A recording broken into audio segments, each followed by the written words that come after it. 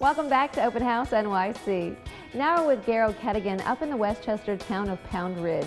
Like all well-designed projects, Garrow was able to accentuate the home's natural character. He did that with bold color, texture, and architectural detail. Take a look. Hi, I'm Garrow, architect and interior designer from New York City, and I want to introduce you to this fabulous house that I've just finished in Pound Ridge, New York. It's all about the approach from the street to the house that sets the idyllic tone for my design. And you can see that all the minute you walk in through the front door.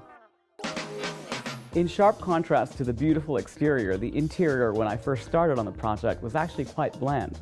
And my solution was color and architecture.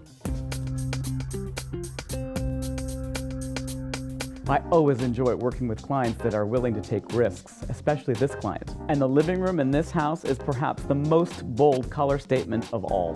Because the room was relatively small in size, I really wanted to play it up with these wonderful tangerine colored walls. And because design to me is all about layering, I wanted to put this fabulous turquoise sofa right in the middle of the orange room. Adjacent to the living room, you pass through these fabulous pocket doors into the library.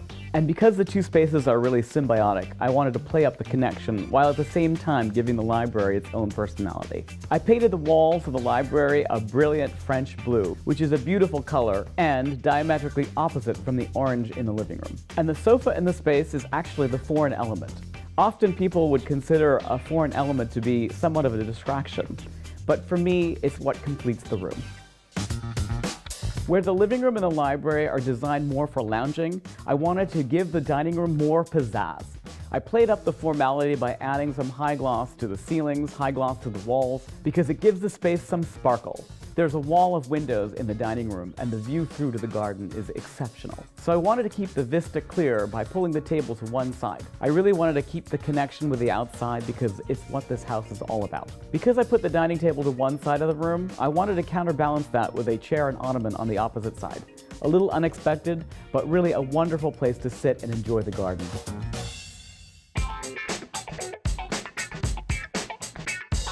Upstairs are the bedrooms, including 2 children's rooms and a master suite. The master bedroom is a grand space, but that's not always what you want in a bedroom.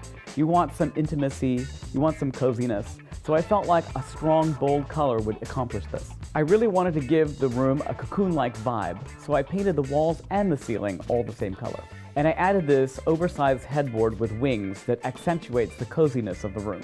I chose this mustard yellow for the curtains and the headboard because I felt like it would diffuse the strong, bold teal green, a palette that doesn't take itself too seriously. And to round off the space, I used this whimsical fur bed bench, which I think is always a great idea. I would say painting a room white or gray actually makes your design much more challenging. When you paint a bold color on the walls, you're almost half done with your decorating.